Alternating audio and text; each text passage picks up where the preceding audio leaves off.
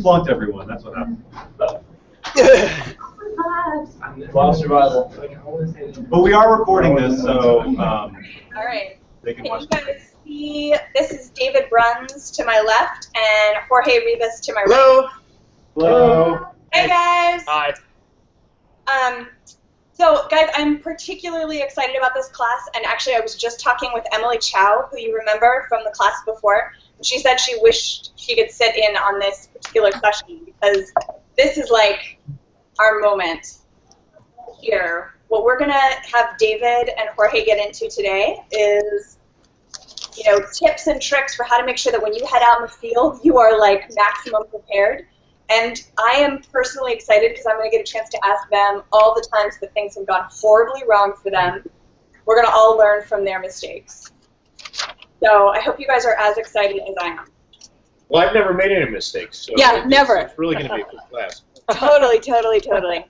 All right, so guys, I'm just going to start by doing some quick introductions all the way around. So I'll start with who's on the screen here. So in the room, the guy who just walked into the frame there is David Smith. He's my co-instructor at West Virginia University. Hi, David.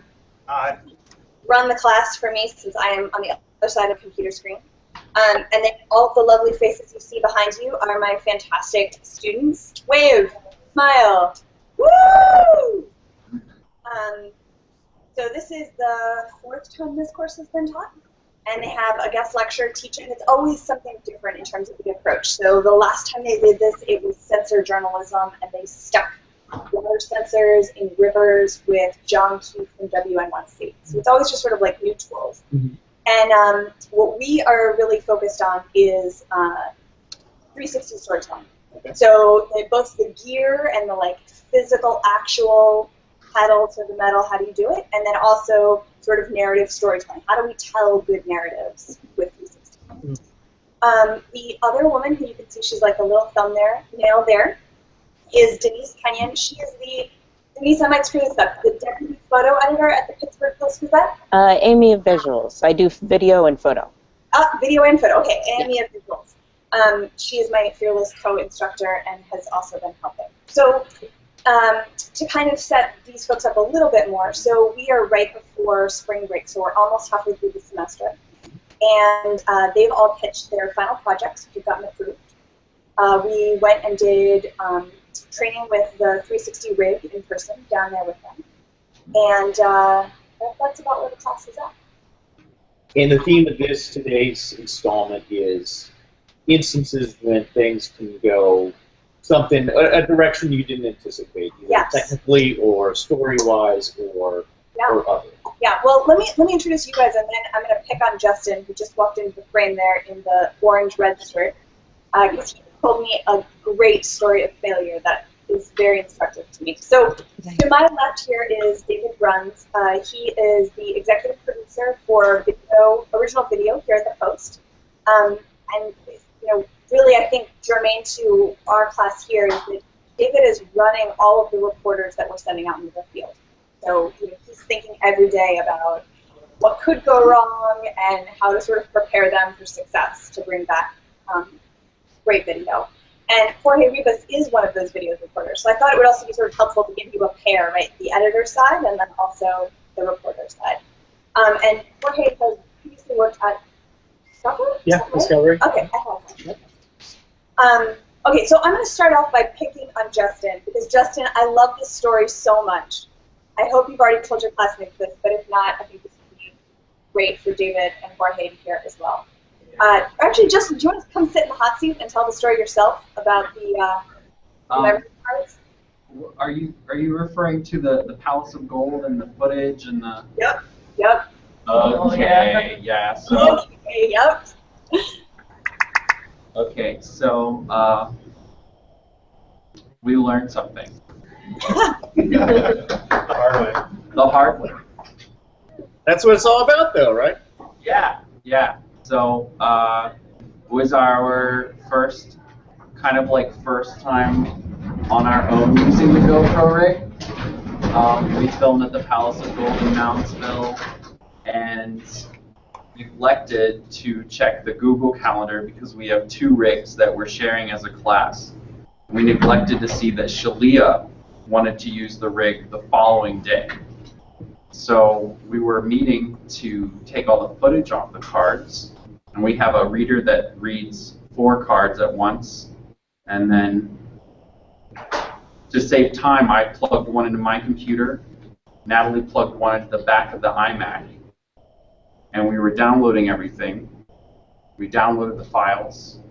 I put the cards back in the camera. Shalia was there. I was helping her set it up. I was like, I'm going to go ahead and just reformat these for you because to save you some time, because she was going to do this alone to film. And card number 5, which was in the iMac, never got transferred. So it was plugged in,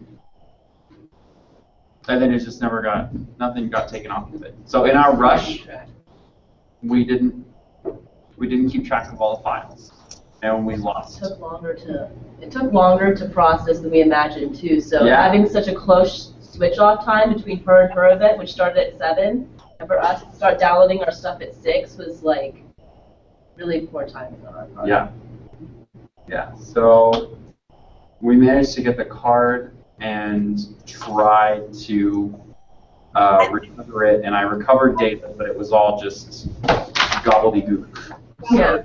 Justin, if I can just intervene for a second, because I'm not sure that Jorge and David totally caught this point, but for a 360 stitch, you need footage from all of the cameras. Oh, yeah.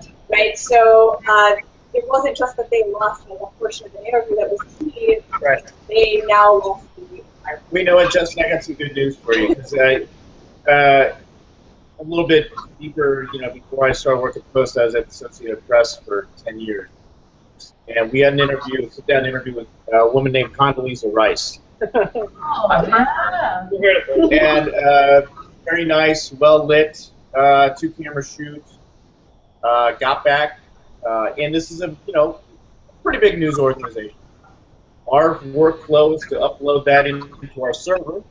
However, our server was set to, unless you press save or do not delete or a little button we had on our server, it was set to delete, expunge the material because it filled up so fast. Leave every 48 hours. And the user came back and did not hit that button. Entire Condoleezza Rice exclusive interview in which she talked about the war in Iraq in ways that had not been published up until that point was lost to the world. I got nothing on that. Yeah. slide in just a smidge. Wow. So, yeah, I mean, the good news, the point being that, you know what, that's happened to everybody, and it's happened a lot, and just kind of, in all things, you develop kind of your own system of workflow and checks and balances. I believe that in your career of journalism, you develop processes of checks and balances over time that help prevent things like that happening a little bit better, but you never fully, I don't want to say it's going to happen, but from time to time, even big news organizations, that kind of thing happens. That's actually a perfect segue to the first question I wanted to ask you, which is, you have a checklist that you consult before you walk out the door that helps you sort of ensure that you're going to be ready to fit. Oh yeah, absolutely. I mean, I'm like become obsessed compulsive about it. And I not only will I have a checklist, I'll like lay everything out on the ground that I need. And if it's batteries and cards, I'm making sure I'm taking like way more than I need because I've gotten in situations where I've shot way more than I anticipated, and I don't have anywhere to dump the cards, and I'm in a jam, or I'll like run. That's why I don't like proprietary cards, because if I have to, I can run to like CVS and get an SD card or an FC card. But I will sit there and I'll make a checklist, and then I just put everything on the ground in front, like in my living room, and just if I'm going on a trip, and make sure. And on the way to the airport, I'm like running it in my head, like do I have my log mics? Do I have my camera? Do I have my lens? And do I have my batteries and my memory card? Anything else like I miss, or like if I forgot to bring like a rain jacket or my, a tripod I like, I can figure out a way around it. But like I just am like crazy about that stuff. Almost things.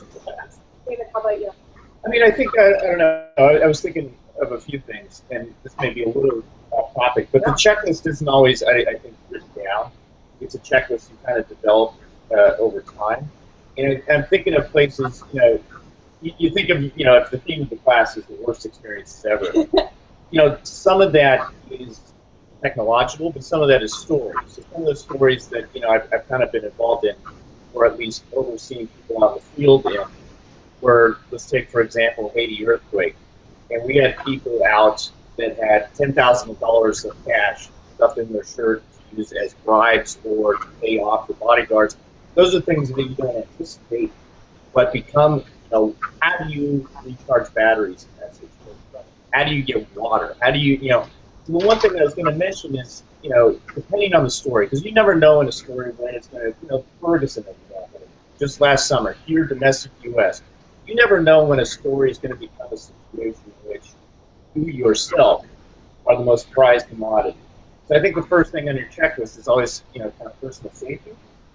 The second thing is, when things do go bad, lighting, audio, video, you're still charged with trying to get a story. Because you can always come back and do a radio what you saw. You can come back and think of another platform in terms of, what the story is. You can always, when you're interviewing somebody, ask them, what, my camera's not working, can I come back tomorrow and recap something that I'm missing? I think part of it is just being honest in the field. Like, I'm having some issues right now. Do you mind if I figure this out? Hey, Yeah. when you're speaking, could you please make sure that you're facing the mic, because then the audio starts to cut you off if you turn to perhaps Phoebe. You bet. Sorry. All your valuable information. It's sad. Thank you. Yeah, thanks. We don't want any of your wisdom to get lost. I want to keep it with you. Okay, well, sort of to build on that, and David, maybe you take this first.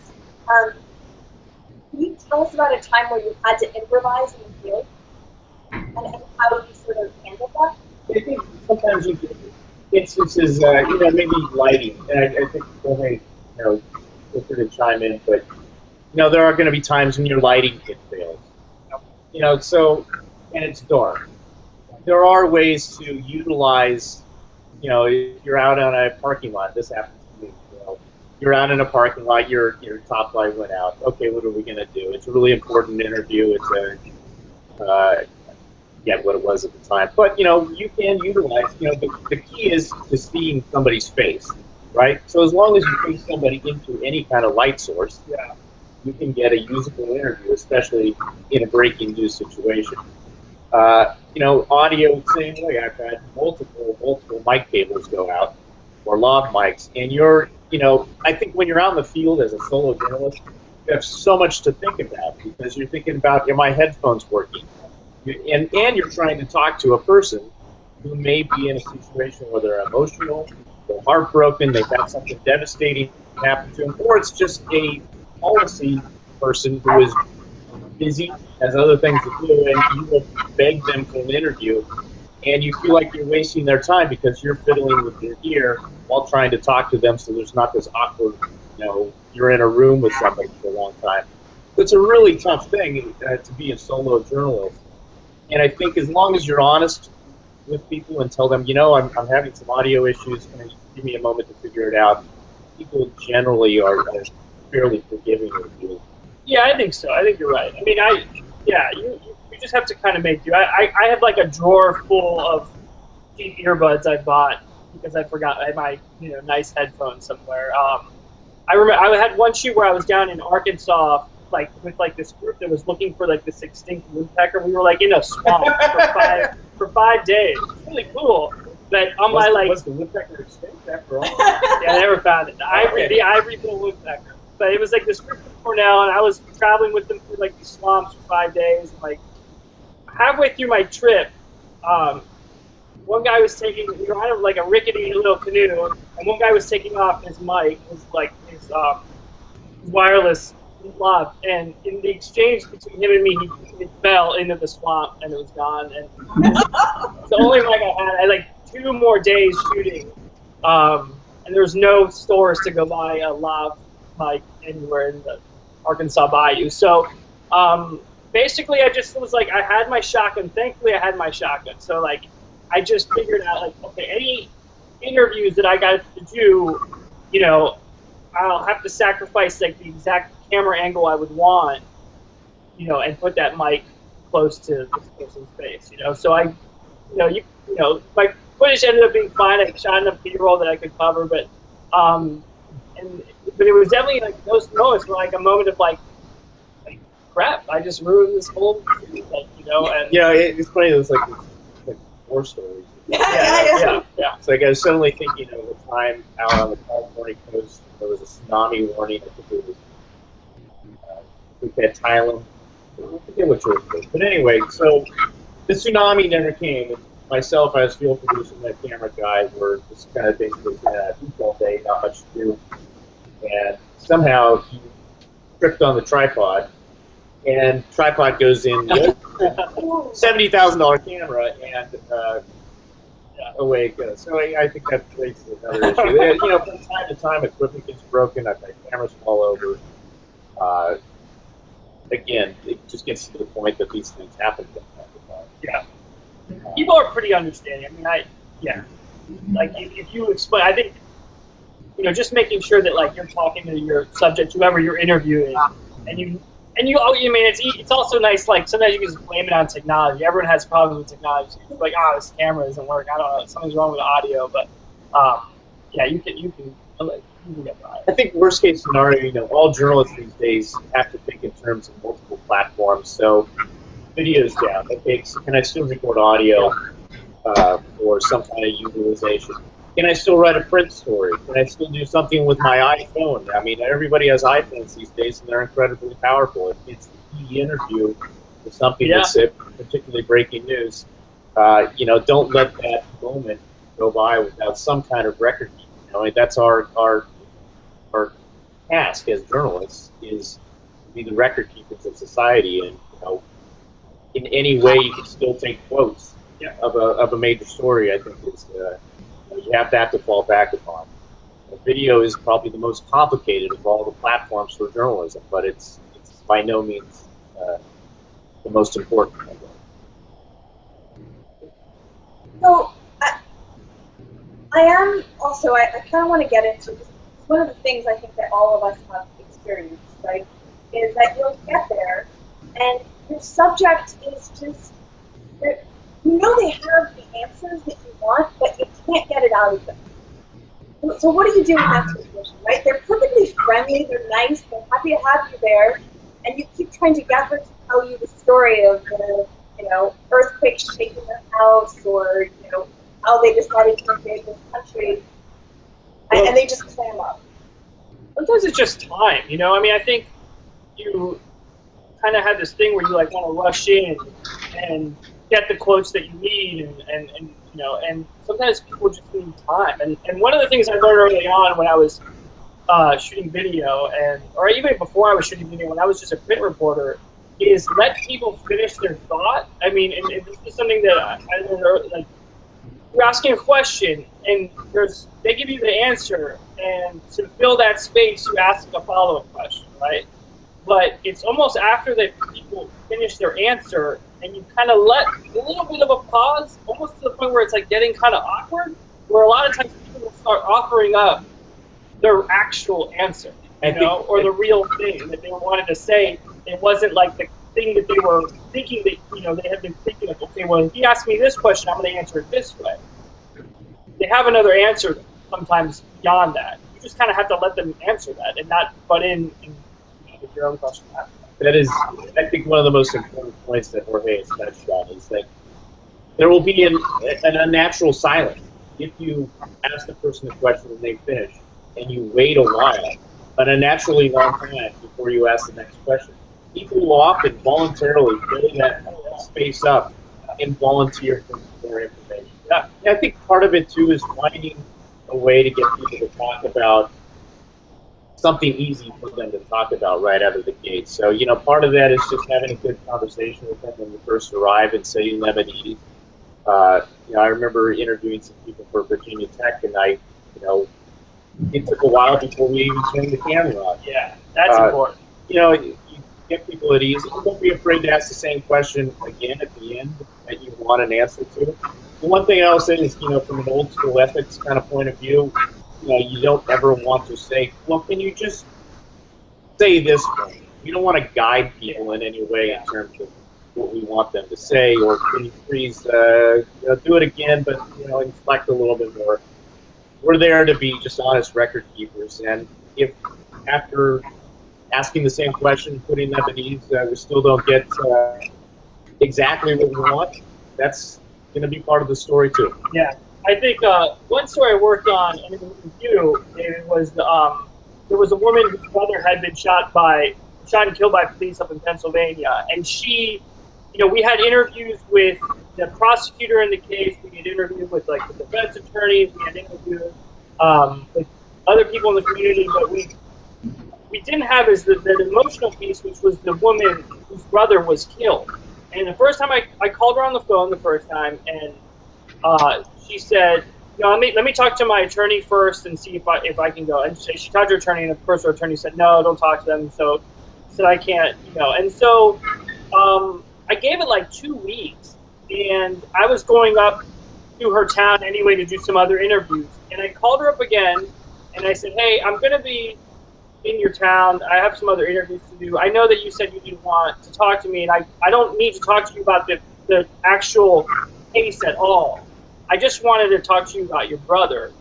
But, you know, and that was kind of like my last follow-up. This sort of like, and then she said, I remember she said, "Okay, you know what, if we're just talking about my brother, let's do it," you know. And I showed up there, and I didn't walk in with my camera and holding my tripod and my gear, which can kind of be, you know, if you're on the other side of that, that's intimidating for someone to see. Like, I forget that sometimes when I'm shooting this stuff, and that how scary it can be for someone on the other side of that camera facing you. So I just walked, you know, I knocked on the door, I went in, and we actually like it's almost like we like talked about her brother for like an hour before I shot anything. I mean, we were talking about her brother, and she showed me pictures, and we were just having a conversation. And finally, I was like, "You might be okay if, like, I bring my camera and we talk about this stuff." And, you know, so it's almost like a pre-interview that we had. But she, you know, she realized like I wasn't gonna like get her with any questions about the case and all that stuff. It was more just like her thoughts on, you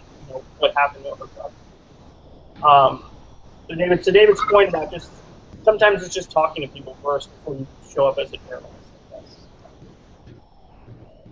Suddenly have flashbacks to one interview. Sometimes the interview subject can be the disaster themselves, right? It's not that you don't get the interview. You know, from time to time you do run into the instance where the subject matter is drunk, on drugs, lying. So, you know, just something to be conscious of, that, you know, those type of instances do crop up from time to time, and if, you know, I think everybody has a pretty strong gut instinct where you develop one over time, and those are instances in which is the person giving accurate information given the state of mind that they're in, and if you feel no, then it's something that you should probably red flag as not being accurate, because our duty as journalists. Yeah, I just want to chime in with like one tiny small story on this sort of vein, which is a project I worked on for the Post a couple of years ago. We interviewed a bunch of women about their mothers. The whole project was trying to get at the heart of how women's lives differ generation over generation. So we asked women to tell us how their lives differed from their mother's lives. And I did this interview with this woman, and it was a pre-interview, you know, I recorded it, but for myself, you know, it was more just so that I would kind of have notes to look back on. And she gave me an amazing interview. The way she talked about her mother and like how hard her mother worked growing up, and how she sort of tried to pull those ethics into the work that she did. She runs a transition shelter here in DC. And when I went to interview her in person, I couldn't get her to come back around. And I had to remember that the first interview with me was and some of it was that it was like, it was almost better when she was a little distracted. And I'm not to say that I was trying to trick her, it was just that she was nervous, right? People are nervous. They about the idea of sitting and now I'm on camera, right? So we just picked it up a little bit, right? So let's stop just sitting here. Why don't you give us a tour of this space, right? Why don't you show us around? And that started to move her into it, right? She had something to do with her hands. She was walking us around the space and talking about the mother in the context of showing us this place that she really wants. So it's really just giving her something, to distract her. We didn't, kind of like we were hiding the camera or something. But Yeah. it gave her a purpose that kind of helped her thread and get back into that space where she could do it. And really give us those great stories that she had given me the first time around. Her cell phone was on the dashboard and died. Well, yeah, I mean, some of my favorite interviews I've ever done are when people are doing something other than sitting down in a chair and looking on camera. If it's somebody who's like, if you're talking to someone about something their craft, or if it's like, a beer brewer, or an MMA fighter who's training, or something like that, like they're doing something other than just sitting in a chair talking to you, and you mic them up, and you're just like, they know your role when you're talking, and they do things, and then they're just giving you their thoughts. Sometimes you get like the best. I was just reading an article today about how they're finding that when you do these 360 video interviews, oftentimes somebody has to leave the room.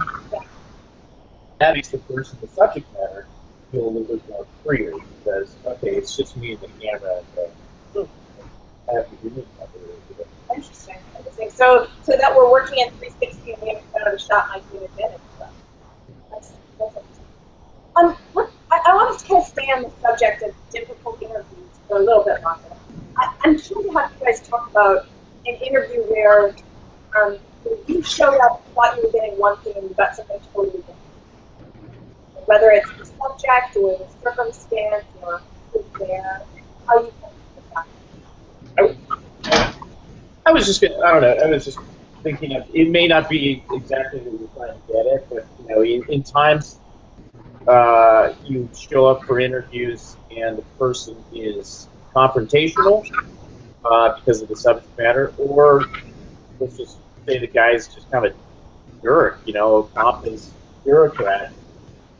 Those are times when you really, at least in investigative stories, we've always kind of saved those interviews. You know what they're going to be when you're doing the story. You save them for the end of the story, so you know the story, you know all your facts. And I would say that those are the interviews that really need to do a lot of homework and have the questions. Expect their follow-up questions. I think they lost you guys. Yeah, I think Hey, can somebody Slack? Yeah, I think they lost you. We're gonna get back on. Which do we use, the PC? Yeah, actually. The system down. We'll be right back.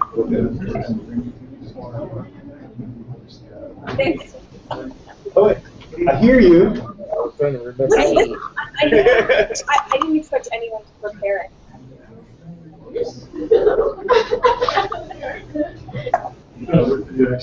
Hey, will you grab Will? Yeah. Yeah. You got into the hangout? Hello, can you guys hear us? Awesome. We can hear you, but we can't see you. Sorry. Okay. All right. Well, we won't talk any smack then.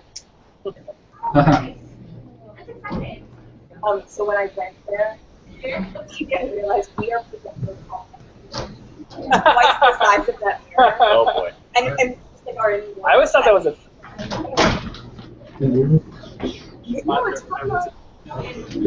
Here, but we can't. We have the TV. This is so odd. Well, okay, so our other option is no, because okay, we're back. Back? All right, what'd you do? Just hit PC and keep kept hitting it again. Yeah, okay, all right. Sorry, minor malfunction. All right, we're back online. All right. Okay, so we were talking about the disconnect between what you expect the interview you're about to do or the piece you're about to shoot, and then the reality. Yeah. So, David, you were talking about sort of investigative projects, and Oh yeah, just real quick. I mean, there are times when you go do an interview and you expect it to be confrontational. We've had instances. There was a story the AP did just earlier this year, I believe, regarding how the bureaucracy USAID had created a Twitter program in Cuba to basically try and destabilize the government. And so we confronted the USAID chief, who was at his home and coming out. And, you're doing the quintessential 60 minutes kind of shot, and he's not very talkative and not very happy, cranky, and maybe pushing photographers. Those type of things. Or you finally get the sit-down interview with somebody, and you know that the interview is going to be accusational. Generally, we say those type of interviews for the end of our story. It's the last interview you do right before publication, and you have all your ducks in a row. And I would say generally you have your questions very well researched and anticipate their counter argument, because you certainly don't want to come across in those interviews as not being well researched. That may not be exactly to the point, but that's you get all kinds of humans in the interviews. That's Some right. of them are not always happy. Yeah. I mean, I think one of the biggest challenges is when you're interviewing folks like that is dealing with the PR flacks that are around them sometimes, and just kind of you're asking questions and you get like the cutoff sign, or you get a PR person saying like you can't ask that, or that's not good. That's not good about it. That's it's definitely something that you have to like roll with and figure out how to ask the question. And you mind if I? One other thing that just popped into my head too, because it was a really kind of well-known example of an interaction with a PR flack. So we were interviewing Bill Cosby last year down at Smithsonian. He had an art exhibit down there, and we were ostensibly interviewing about the art exhibit. Right. And it was just a lesson in keeping the camera rolling, because at the very end of the interview, the print reporter was doing the interview, and he asked, hey, I got to ask you, this is at the very beginning of when there were certain allegations starting to pop up. Nobody was really taking it terribly seriously. But he asked, I got to ask you about these allegations. I forget the woman's name at the time. It was one of the first people that spoke out. And Cosby, of course, gave the, we were told you weren't going to ask about that. Who's your editor? There was an interaction, the PR flack or Cosby's manager, I forget who it was there was dialogue on tape, and the print reporter was a little sheepish, actually, and said, well, I'm only asking because my editor asked me to. Meantime, the camera was rolling the entire time. Yeah. And I think it's an interesting example because the tape came back that night, and we decided not to do anything with it at the time. It wasn't really red flag. Nobody actually watched the tape that night. The print reporter knew about it, the print editor knew about it, and it stayed on a card for about 4 weeks. And in the time of about 4 weeks, more and more women came out, and at a certain point there was a time when somebody said, whatever happened to that Cosby interview? Are we sure that he never said anything about the rape allegation? So we went and actually ingested and went through the entire interview, and lo and behold, at the very end, there's this exchange where he kind of addresses the allegations, and it became kind of a big deal there for a little bit. But I guess my point is, yes, you're going to run into those instances where people say no more questions, and I think the lesson there was to keep the camera rolling, because we got some pretty dang good stuff in the next few minutes. Yeah. And sometimes that's not part of the story. In that case, there was, and that was a discussion that went to the upper echelons of New York higher offices, and the president of the company got involved. There was a lot of really high-blood discussions about when is a story something that somebody didn't want on camera when they said they didn't want it on record. When is that still a story? And when do we have an obligation as journalists to get that out to the public? And I'm glad that they decided on that. But it was certainly without a lot of really deep thought. Yeah, that's huge. That was a really important tape when it came out, I remember. Absolutely.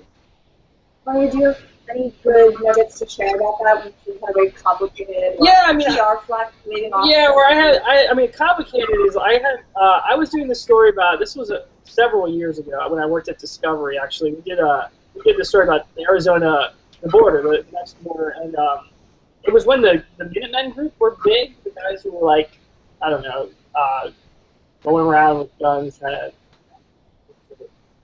crossing the border, and I contacted a group. I found this guy, and most people were like, didn't want any meeting, but this guy was like, yeah, you can come meet me, and I was doing I was talking to also like Border Patrol and kind of doing this big thing, and I went down there and met him at like a gas station in the middle of nowhere, and he shows up and he's got a gun on his hip, and kind of is a little bit like immediately, you get bad vibes from someone and you don't really know.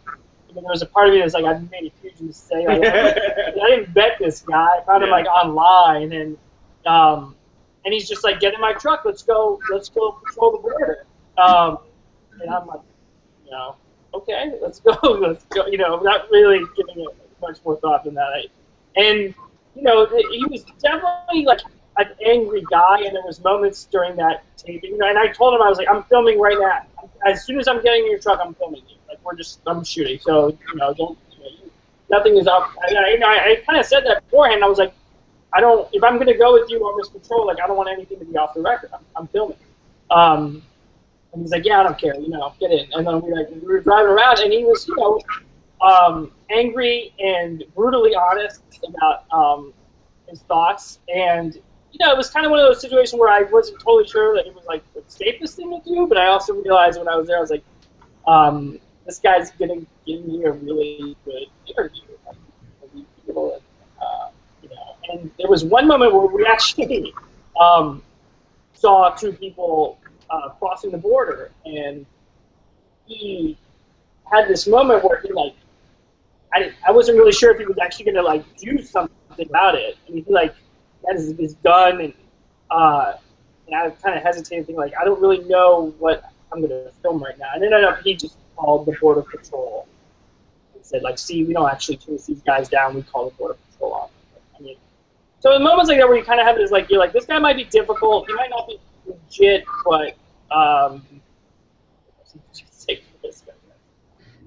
at the same time, I was in constant communication with my editor, being like, this is what's happening. This is what I was literally just about to pick up this. And that's important too, is that you're talking to people who know where you are.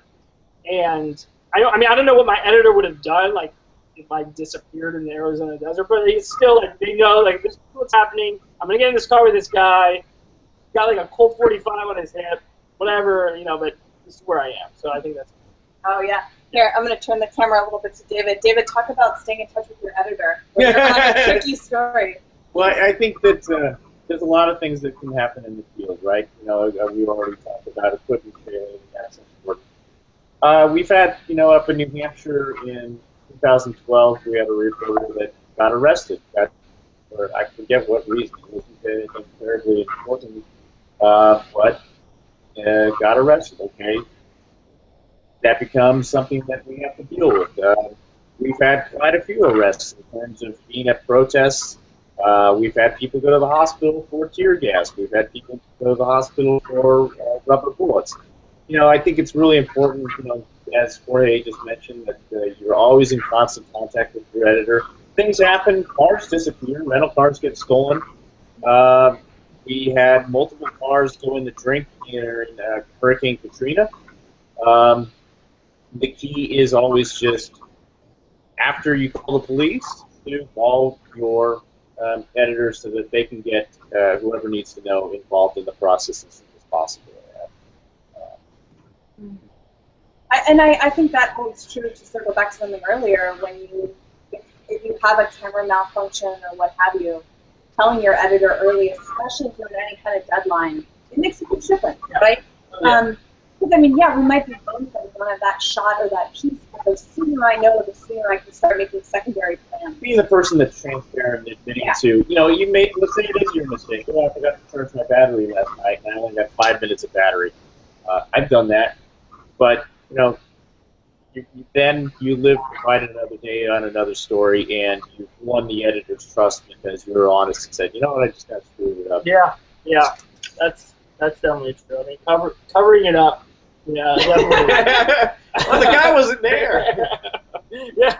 That's like, I mean, in our newsroom, there's a huge quote from Ben Bradley, which says the truth is never as bad as a lie in the long run. Yeah. I mean, and he's talking about like politicians and all of that, but it holds true in the big and in the little, just like. And your editor can help you problem solve. You know, like Totally. you know, I've had an editor like, you know, overnight me express batteries and things like that. Like there's things where you know you're or find a different solution. I mean, like if you just try to solve. I mean, that's why they're there. You know, it's just to help you figure out. Okay, like I screwed up, or something, or maybe you didn't screw up, or something went wrong, or my subject didn't show up for this interview. Let's figure out what we can do to fix it. That's why they're there. You guys are in it together. Really. Like find you hotels, find you gas, Hurricane Katrina, find you places that are serving food. Yeah. You gotta think of it as There to help. Yeah, exactly. I'm there to help you. Yeah. You're fixer. Yeah. That's totally a great description. Right? There's no job too small for an editor. Right. They'll just do it. Did you ever ask how to be rights back for another? That was a one-time shot. Fortunately, that wasn't my mistake. Yeah, But at least that's what I'm going to tell you guys. Yeah. All right, so we talked about interview subjects going awry. What about when you're in the field, you and your subjects have a good rapport, right? You're ready to do the interview, but then you have sort of an outside distraction, right? That's messing up your shot, or a noisy crowd, or you know, somebody who's not even part of the story who's trying to sort of butt in or get in the middle of it. Think about that for a little bit. Yeah, I mean, there's definitely like moments where you're not in the most ideal location. Like you're in a crowd, or it's just way too loud, or you don't have the right ear for what you need for that situation. I think you're just like, that's where your ingenuity comes in. If you got to go find a quiet spot somewhere to get away from the scene, or you know, you have to have, sometimes it kind of works is telling people to, you know, get away from the camera a bit, you know. I mean, thankfully I've never really been in like a broadcast situation where you have the people like running up behind and being like, woo, you know. It's like I haven't had a lot of that, you know, where I feel like you see that on local news all the time, where you see like someone just running in, someone's shot. I haven't been in like too many of those situations, but yeah, I mean, sometimes it's just like, you know, trying to pull people away from where they are if you have to get a better lighting shot, better sound quality, and or I think most people have been. I think it's really tricky because, you know, at some point you are going to have to do the quintessential I'm in a bar interview. Yeah. And I think you have to think about context. Okay, I've tried pulling people outside. It's quieter, you get much better audio, but then there's like this tremendous juxtaposition. It's a story about how crowded the bar is, and now that I'm interviewing somebody outside. It's a story about how crowded the bar is, and now I'm interviewing somebody outside. Yeah. Or you're at the sporting event, and do you want to have them in the crowd setting, the excited setting?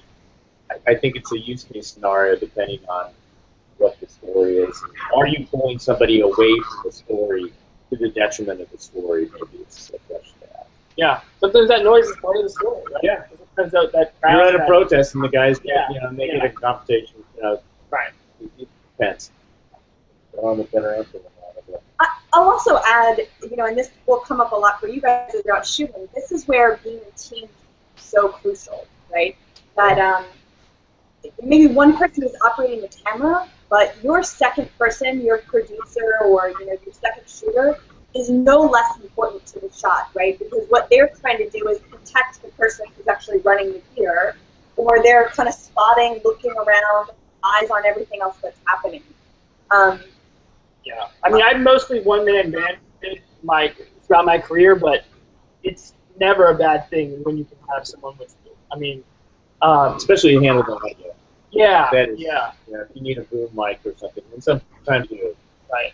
Or someone, you know, honestly, like sometimes you want to concentrate on filming and you want the other person to ask the questions. A lot of times what we do here at the Post is, which when it works out, it's great, is if the print reporter comes along with you, you know, if you're doing an interview.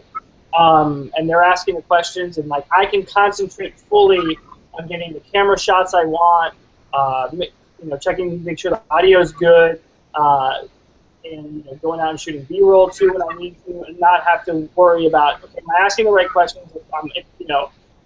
It's tough sometimes when you're like asking the questions. You want to make sure you're getting the right responses, the answers, but you're also like looking at your monitor, making sure everything looks okay. That can be kind of that's a big challenge. I was just thinking of like major breaking news situation, Virginia Tech or something. There is just so much pressure on one solo journalist to set up interviews, drive to the location. It's an active crime scene. Is there a shooter loose? Those things happen too many times in our society. And you're booking hotels, and you got to get gas for the car. Teams certainly help so much. One person could be MapQuest. That was dating myself, wasn't it? That's okay. Somebody's on Garmin, and somebody else is. You get a page, you got to get kind of tape on. I don't even know what page. I was actually out with one of our photographers, and we were doing a drone flight, and she was operating, and I was operating the camera, which works up until the drone comes to the ground, and then typically, if Jorge's flying the drone and I'm the camera operator, I'm also the position is called visual observing, right? And so when it's up in the air, I'm worried about getting like a great shot. I have a monitor and I can track what I'm doing. But when the drone comes down, my most important thing is making sure both the drone, so the gear, and Jorge are okay, because Jorge, or in this case, Linda Davidson, who's a photographer at the Post, they're solely focused on the gear. And we had these two, what I can only describe as not the brightest frat boys, decided to like run at the drone. It was the most bananas thing I've ever seen. And so they're like running at it like it's like, I was like, what are you gonna do? Grab it in your arms, So I'm worried about the drone. I'm also worried about the guys, right? So they don't get hurt. They don't realize the blades would like slice them up if they actually had their arms around it. And finally, I just yelled at them, and they were like, oh, okay, and they backed away, right? But it didn't matter that my job was taking footage. My most important job was making sure that Linda and the equipment were okay. I wonder, do they have any questions? We're getting. That's where I was going to go next. Let's turn the tables. What do you guys want to ask these folks?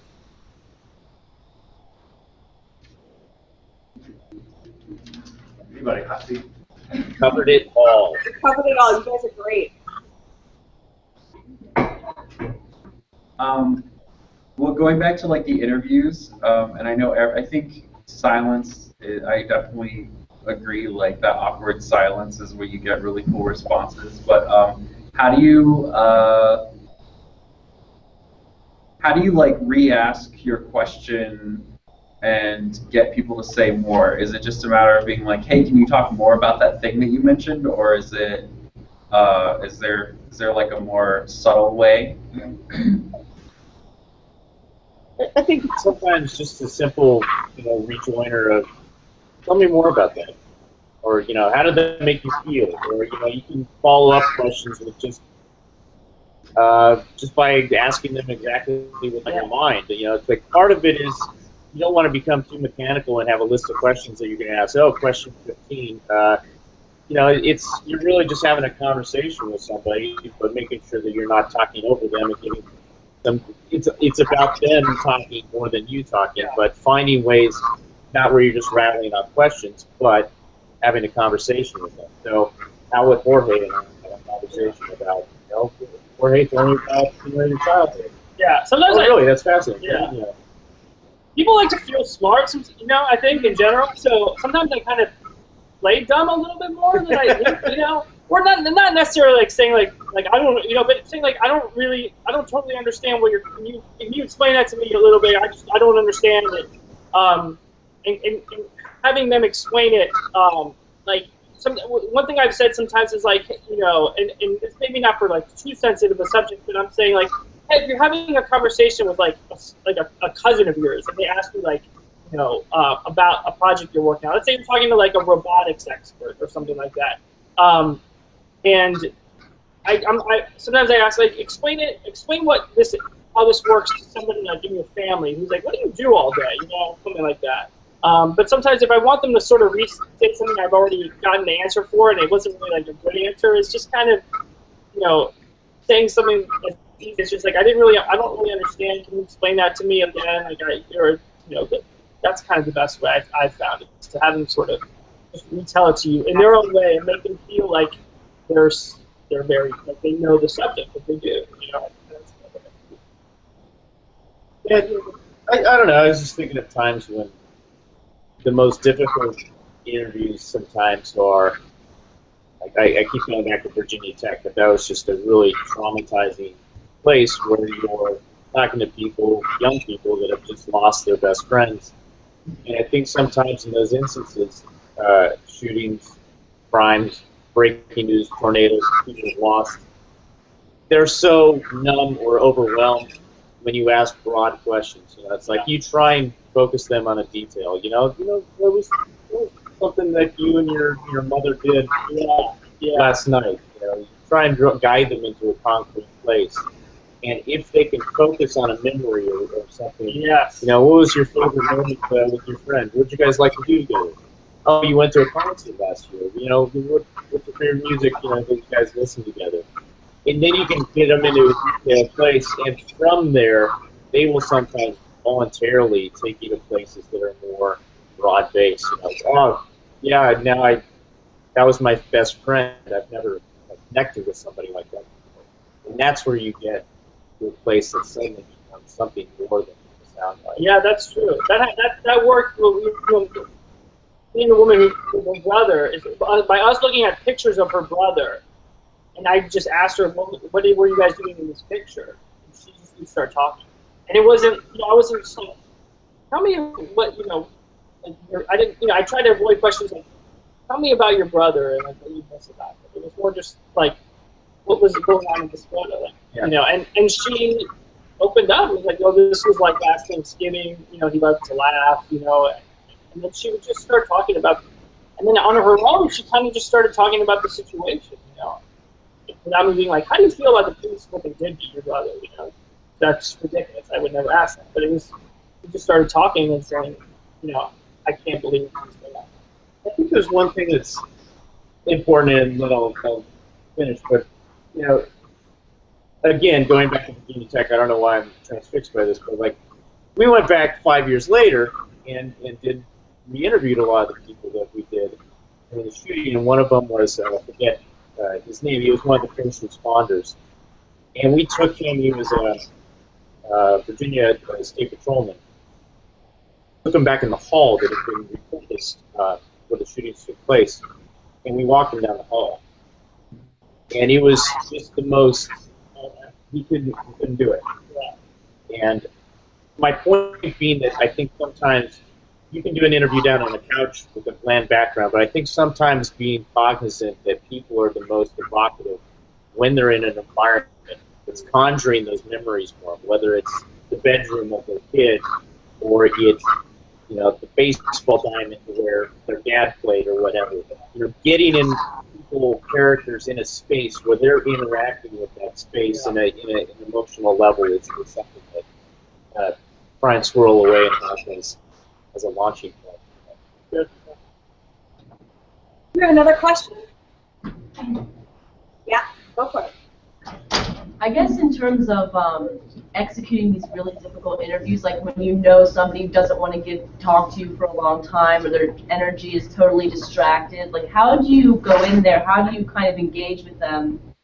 I know you said talking about them about a picture or memory, but I'm kind of focusing more towards like the ones where they're like Bill Cosby and they don't want to talk to you and there's really no common ground that you can kind of pull them in with. Yeah, I think those are tough. It's like, because you're right. There's like, in some instances, people aren't going to answer a question. And then at some point, to the point of keeping the camera rolling, then almost you become the part of the story. It's, especially in investigations, we asked person X multiple times, did you destroy the evidence? And then it's you asking the question and then saying, I don't want to talk about it, becomes the only response you have. But at least you have them on record saying the equivalent of no comment. Because sometimes that's your only recourse. Does that make sense? Sometimes that's part of the story. Yeah. I mean, sometimes that being difficult to interview kind of works its way into the story. Sometimes too, I think you have to kind of acknowledge that that interview isn't going to work that day, but kind of keep that. I think sometimes you kind of go back. You don't burn that bridge because you think you continue communication, whether it's by email or texting or whatever. So, and finding that time that it will work, or when that person may be willing to work. But sometimes they're just never willing. I think it's to your point, and it really even the camera gear outside and having a conversation with somebody for a while. What if that woman said, no, I'm not quite there yet? Yeah. Could you have said, come back, maybe the next day in town, one more, do you mind if I just have one last, I had one follow-up question off the record. Maybe she's in a different mood. Yeah. And that day she says, all right, fine, you can bring it. Yeah. So the character by character, the case by case. You guys are both hitting on something that I kind of want to drop because observing both of you and knowing both of you, I can't stress how much manners will get you everything. Oh yeah. Right? Yeah. Treating your subject like people, I always think to my mind, my aunt is like my person, right? Like, how would she want to be approached? How would she want to be treated? What kind of dress would I use with her? Following up, thinking of time to phone call with you, what have you. That will open so many doors. Yeah. And you become something more personable than media empire that some people have a bias. I never wanted to be the type of journalist that was storming into people's, into their personal space and, and making them feel uncomfortable. I just don't know if I'm capable of that as an individual. But it's just remembering that these are people that you're dealing with. They're not just a source in a story. They have their own lives and insecurities, and they're having bad days and good days. So you just kind of have to know that that's part of your job. Is knowing how people are. I think. Oh, hold on. Emily's got a question. I was going to say that's such a great note. So, part of that too. So, do you approach subjects differently depending on the subject matter in that sense? Then, so if it's a serious sort of situation, do you approach it differently? I would think so. I mean, I think to the point going back to the investigative versus people who have just lost a loved one versus a sports story and kids. That's a great example. Yeah. You're going to approach a young kid. But I think the key thing there is that I just keep getting back to people having a pre-conversation with them, letting them know you're finding a little place of common ground to just start talking to them. You definitely, every situation I feel like is different for me. Whether it's getting man on the street reactions to, Justice Scalia passing away, to getting, people at bar, silly getting people at bars to talk about what their favorite pickup lines are, which was a piece that I had to do I just walk to bars and ask people. I mean, you sometimes you have to kind of feel you're putting yourself out there and doing that stuff. But every situation too, it's an expert in their field talking about police shooting statistics to a woman who lost her brother or her son. Can't approach anyone the same. You have to become a chameleon. Kind of. Yeah. Absolutely. So then, in addition to that, so how do you approach subjects with the new technology, with this, 360 rig? How do you kind of get people comfortable with the idea that everything is going to be seen and their whole space is going to be seen, not just. One thing that I have done in the past, and again, this is just to go back to drones, comes to mind. A lot of times I'll show the people who are being filmed by it, I'll walk them through it. I'll say, hey, this is how this works, right? Here's where the camera is. Here's what I'll be operating, right? I'll like very explicitly show them like my control. I'll kind of talk them through what to expect. It puts them at ease, I think, and again makes them feel like they're sort of on the same level.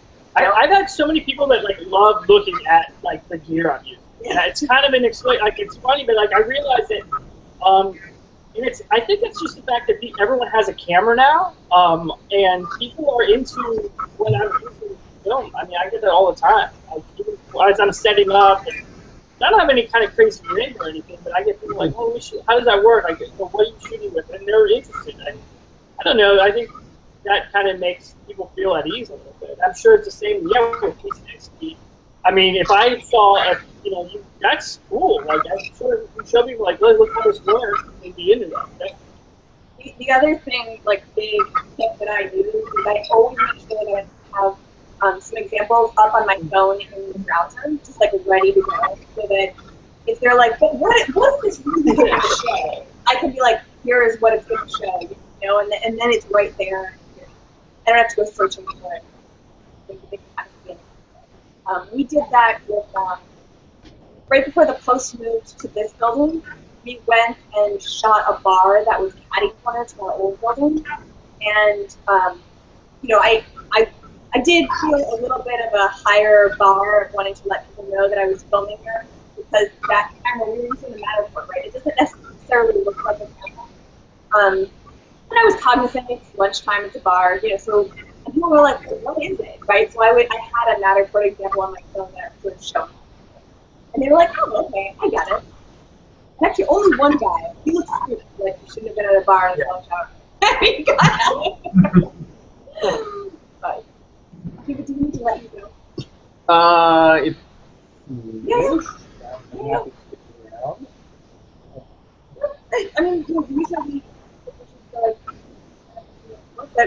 any more questions? Yeah.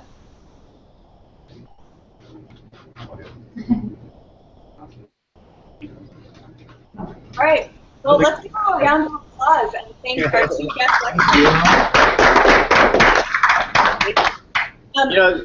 One last little thought, Yeah. just like on going back to the very beginning when things go bad. I think Jorge does this every day, every week, as multiple shoots. I these days get on the field basically once a year, but there's something to be said for consistency. So like over time, if it's the first time you've gone out in the field, you have to think about your white balance, you have to think about your audio, you have to think about your tripod level, you have to think, okay, now I got to talk to this person. It's really a lot to think about. You get flustered and that's when I never put a card in. I think with consistency, with repetition, going out on more stories, it becomes second nature. Yeah. And then you get really master the art. Because really what you're after, again, is like talking to someone as a human being. You can do those things while talking to somebody and have it, get to a place where the interview for a second. Part of what you're doing is put them at ease. If you're stressed out about, did I put the card in, then they're going to be a little bit stressed. Yeah, I mean, it's definitely a challenge. I think that like when I was a print reporter, like I didn't have when you're a print reporter, like you're using maybe a tape recorder or a notepad, and you're solely focused on that interview. And video definitely adds a smaller element that you have to use. That your brain is occupied with. So the more that you feel comfortable, I mean, I can't emphasize, just like take the equipment out, any equipment that you're using, and just go out and shoot and test it and get to the point where you feel super comfortable with it. And then if you get a new camera, do the same. And I've changed cameras probably like 5 times now. And so anytime that I start on something new, I'm out just testing it with my family or going out and doing stuff around locally and whatever, just to the point where you feel super confident and that that you can set it up and you can do your shooting, but you can focus on the subject and making sure you're getting the story that you want. Especially with DSLR shooting, I mean, because there's 10-minute time limits, you're going to look at how much time you used on the card. And you're always. I would say don't be afraid to press the pause button in the interview, and say just see if I can do it. I'm going to change the camera, a little bit, and also just real basic. I'm saying this thing better, like I can't stress it enough. I see pro people doing this all the time. Do not ever do an interview without taking your earphones out. Because it's human nature. You want to interview people with and I got the audio, so I have to take the earbuds out.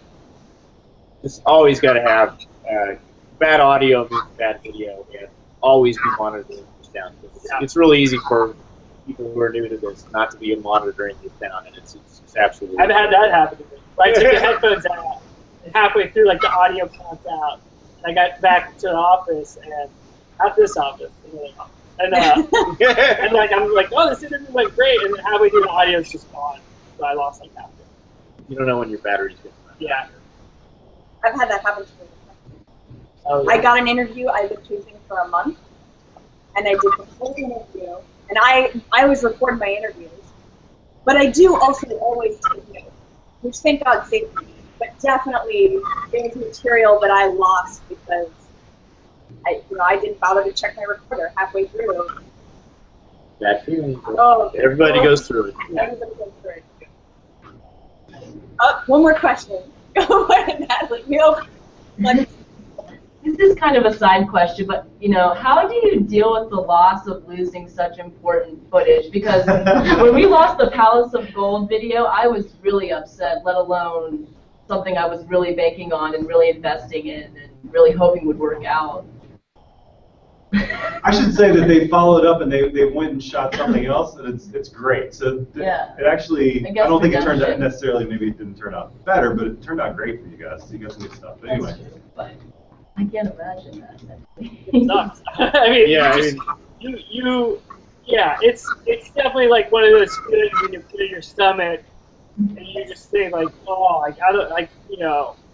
how am I going to recover from this? I mean, it's a terrible. I'm not gonna lie, but just I think like we were saying earlier, it's be honest with your editors and who you're working with.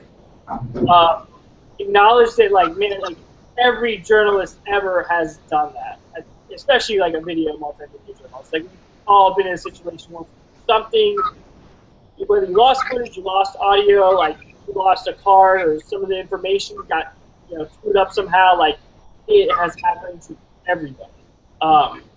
And just kind of mentally bank it as you know what, next time I'll double, triple check this, make sure we're doing this on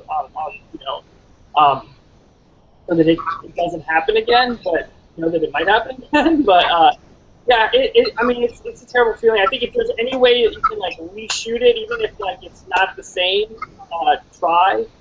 Don't I know it's kind of embarrassing, but there's been times where I the recorder went out or something happened, or we have this Tascam, the side recorder that's so weird that you have to hit the record button twice to record. I haven't done that, and you have to kind of swallow your pride and tell the interview session oh, you can be oh, something went wrong here, can we just do that again, or you can just swallow your pride and say I wasn't recording that. And I think most people in that situation understand. But yeah, it's really fun. Have you ever met somebody that was not okay with it? Just not okay with it? I think it's happened once before where someone was just in a rush. Oh yeah. It wasn't a huge interview, but it was something that I got done and it was good, and then I didn't get the audio I needed, or something went wrong, and it was just sorry, you just have to say, all right, that didn't work out. Find someone else. Yeah. Most people, I think, are. Yeah. We had an embarrassing one with Fauci of NIH last year on Ebola, I think. We had a sit-down interview with him, and it came back, and somehow it got lost, and we had to tell the person, call him again, see if we can do it again. And somehow Fauci was able to sit down with us again and do the interview again. So, and they said it came out even better. So sometimes probably you might get an exasperated. You might get a long sigh from someone. But that's maybe the worst. Just gonna push through it. There's no substitute for going back on the field, right? The only thing that's gonna help, time, and also doing something else and doing it right. That's going to make you, I mean, to David's point, like you shot something else. Like that mistake is still with you, but having gone out and successfully executed something else starts to make it feel tolerant. Yeah. And I think just being open to that fact that it's going to happen. I mean, I've told everybody that's close to the story because it is so embarrassing. But we got in a drone, and I was going to go somewhere where I knew I could test it. I was actually going out of town for a weekend to a wedding. And like an idiot, I mean, I should know better. I did not test the GoPro I grabbed before I left the office. And it was broken. Oh. And that was it. I mean, yeah. But it was like, that's like 101 is like, make sure it turns on and off. I didn't even do that. Like, on what planet was I living? And that was literally in the last calendar year. So know that it's going to keep happening. Like, all you can do is like recover and move on. Yeah. And tell your boss that nobody would prove that you tested the material. That was embarrassing.